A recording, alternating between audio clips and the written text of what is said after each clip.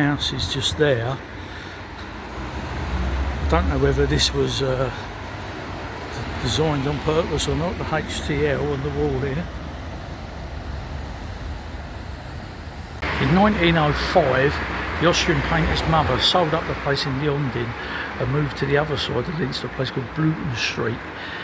Then after a couple of years there, I think it was in 1907, they moved here, 31 Humboldtstrasse. Now their flat was on the 3rd floor, which would be that one there with the window open.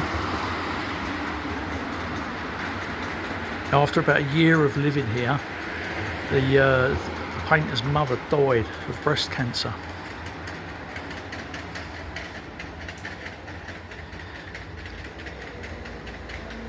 You've got it now, it's flanked, you've got a Turkish cultural centre there, and on the other side there with them yellow bands going through it is like another sort of cultural thing where when I walked by it a couple of times, there's all elderly Turkish blokes playing cards and drinking coffee in there.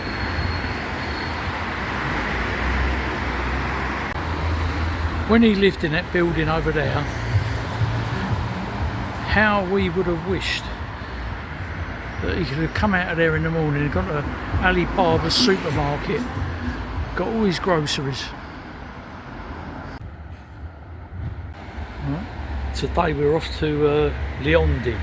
Going to get this number 17 bus in a minute. The 19 goes there also, but we're going to get the number 17, which is here in 2 minutes. Just got off the bus up the road there a bit at actual Michaelsbergstrasse, and we're at this bus stop. We're at number 40, and the house we're looking for is number 16, so it's just to carry on. This is the bus stop for the way back. Where you got the bus stop here, this is on Michaelsbergstrasse. Then you run to the left down there. Don't go straight on as you'd think. The road actually goes around here to the left, so when you see that, do a left. From these machines at literally every bus stop you can get your ticket.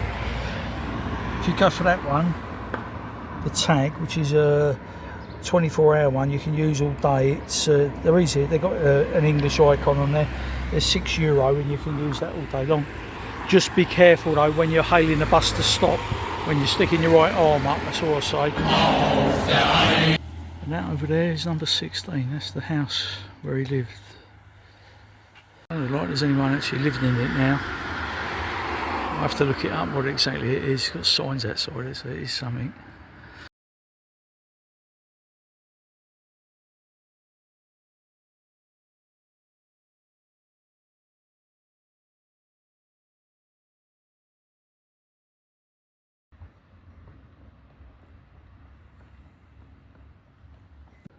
Quite surprised they haven't demolished this, to be honest.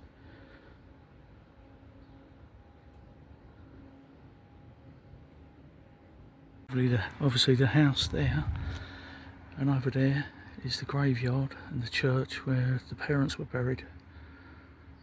Although they dug them up and removed their graves, or their bodies rather, in 2012.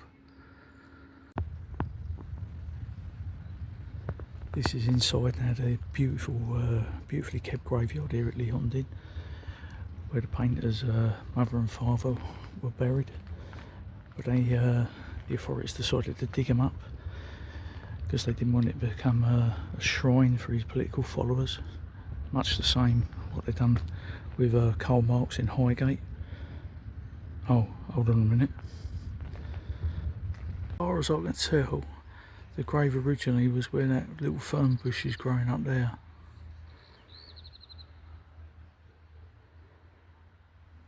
Yeah, I think this patch of land here, that's where it was there.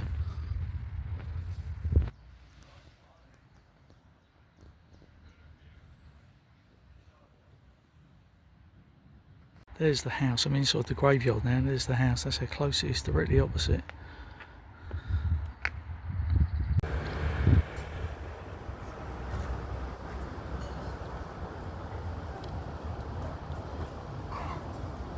Just inside the Cathedral of Dom here, where Hitler was actually confirmed, and I'm sure that's him there on the stained glass.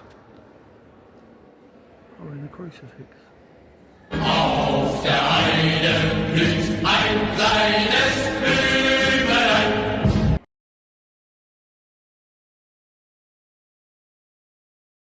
There's the old town hall, and that is where the Austrian painter proclaimed the Greater German Reich after the Anschluss with Austria. 60,000 people packed into this square.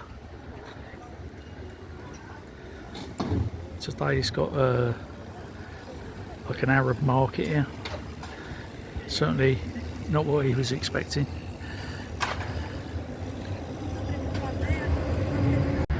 That's the town square down there.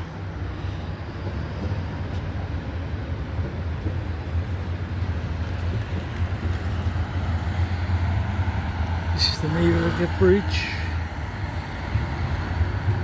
which the Austrian painter actually had built. And the stones for it, you can see there supporting the bridge, they actually come from the quarry at Mauthausen.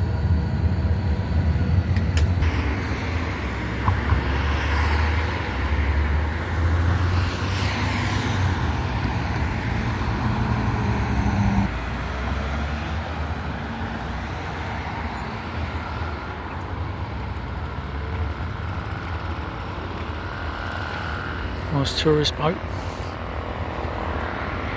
This river, the Danube, was the dividing line after World War II, where the Russians were one side and the Allies would be on the other.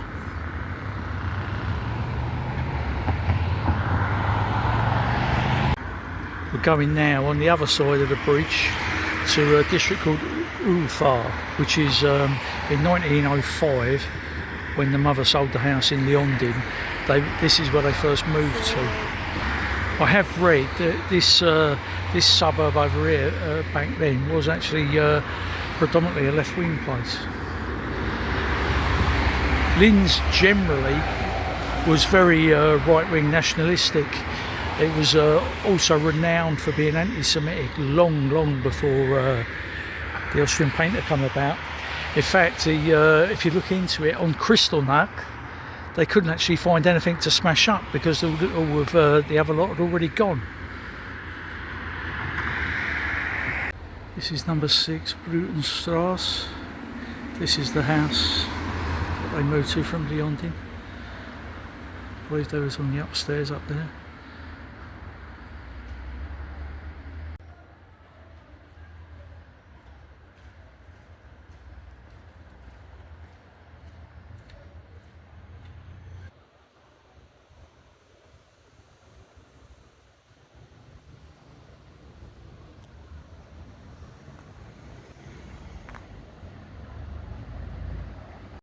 There's one at a balcony in the town hall without all the street traders in front of it. You can see it a bit clearer.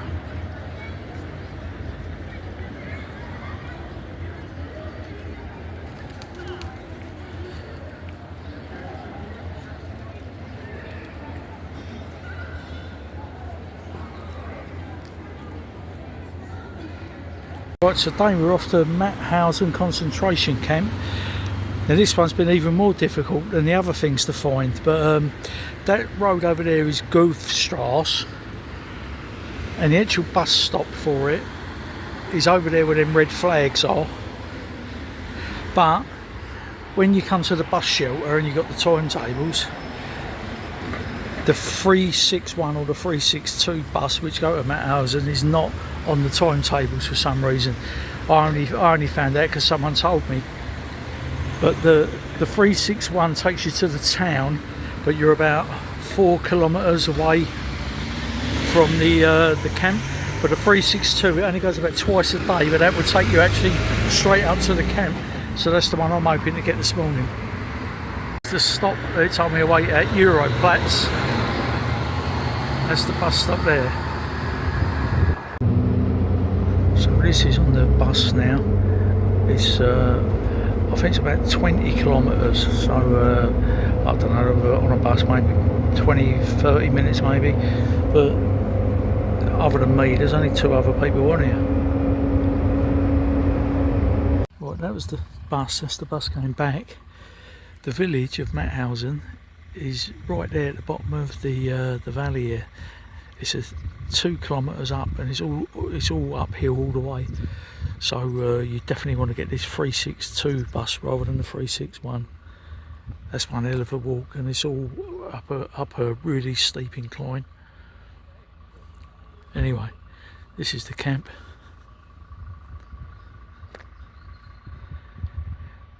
It's funny because on the way here I kept on seeing posters on the walls of Bonnie Tyler live in Mauthausen.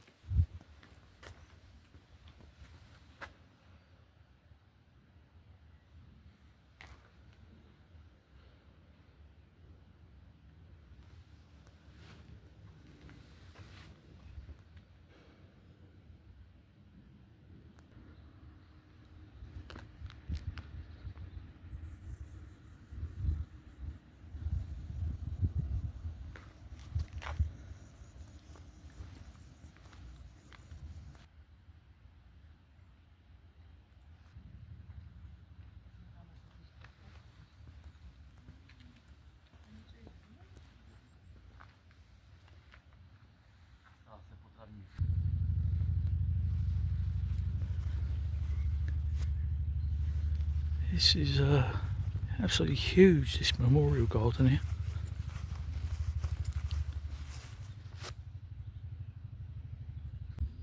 After looking at this wall, these are all Italian communists that were killed here.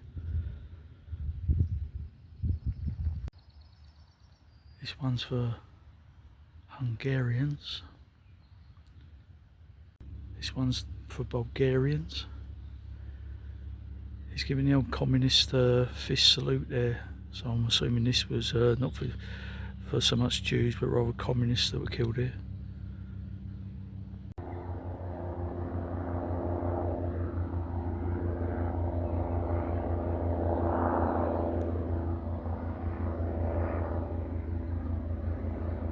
This one's got to the memory of the Polish patriots murdered by the Nazis.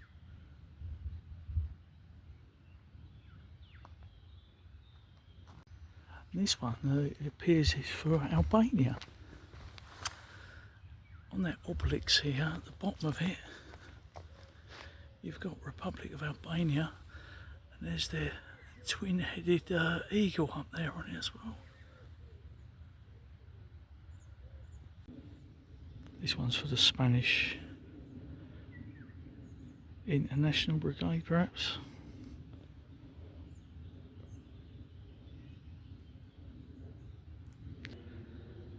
Well, it looks like they're saying 70 or 7,000 rather.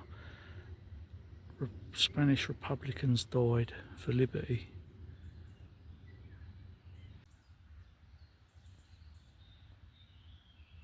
For the French who died for liberty.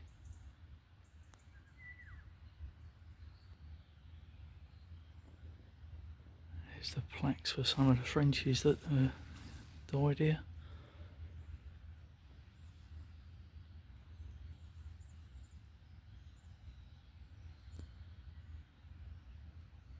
One must be for the Russians.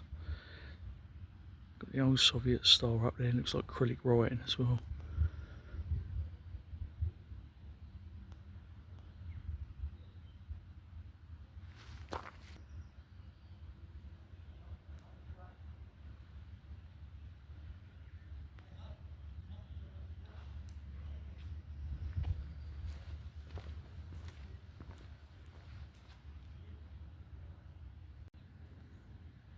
This one seems to be for the Czechoslovakians and the Slovaks.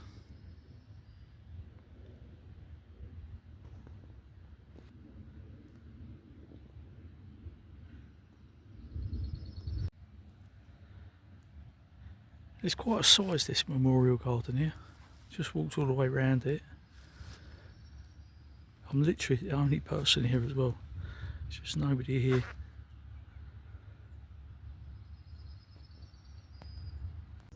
This is coming through the gates where all the barracks are.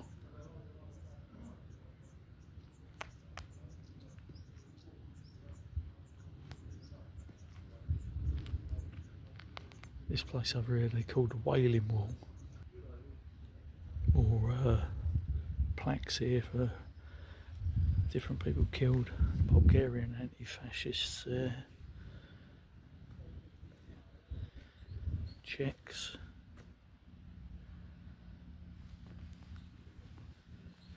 one there for homosexuality.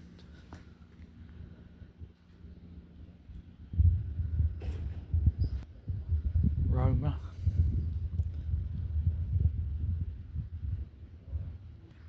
Jehovah's Witness. International Brigade. Chinese. Belarusians.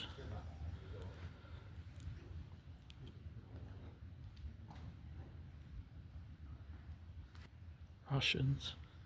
Poles.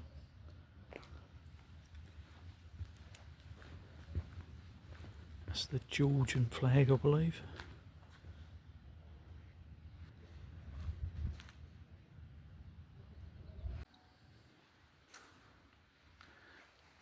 This is in a chapel here. Look at these paintings at the back of it. Basically saying Jesus, save the Jews.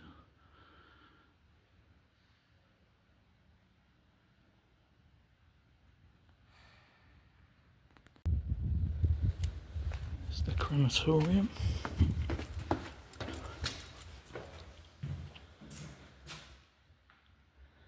That's the oven there.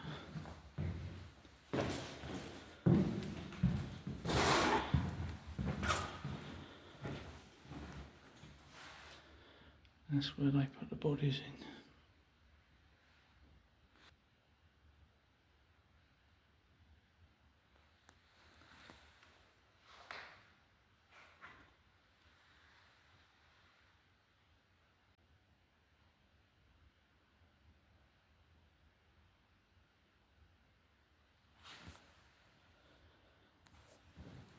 Incredible thing that these two tiny little ovens got rid of 90,000 bodies.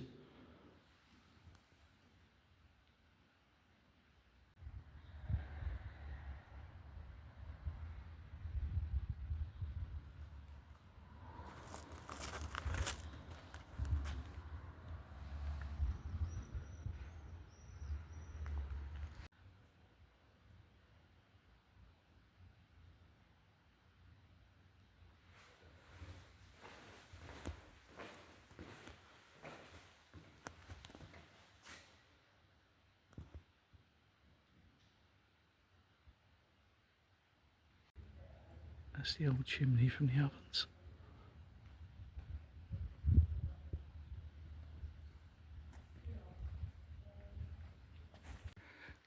This is inside one of the barracks. Obviously back in the day this would have been full of beds. There is a model here that might give an idea of it.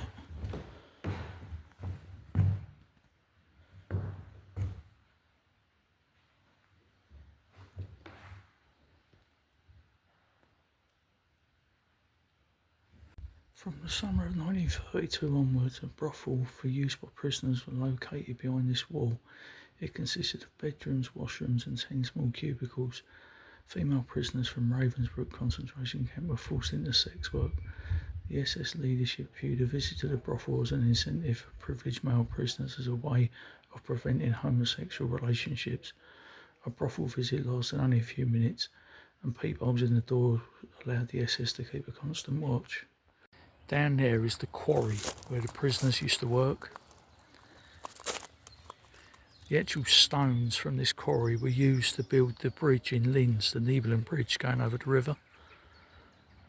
And over there you see them stairs. They're known as the steps of death.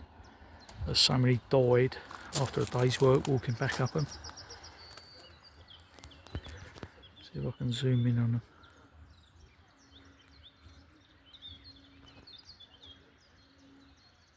There's a couple of tourists now walking up and down them, you can see.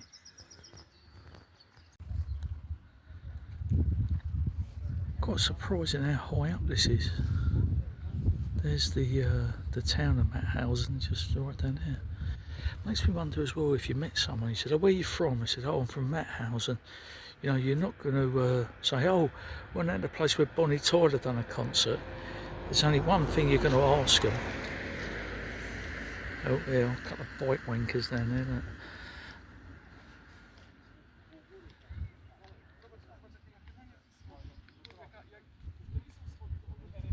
This is Steinstrasse 6. This is where the Austrian painters' grammar school was. Still the same building.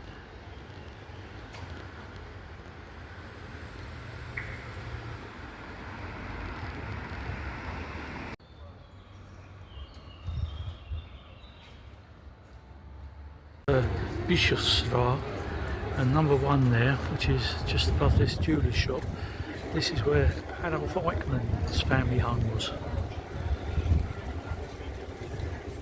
And next door there, number 3, was where his family had their shop. He actually went to the same high school as the Austrian painter, but they were 17 years apart.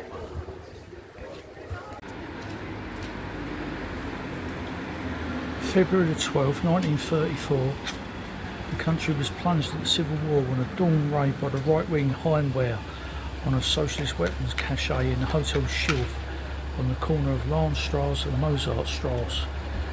It was met with armed resistance.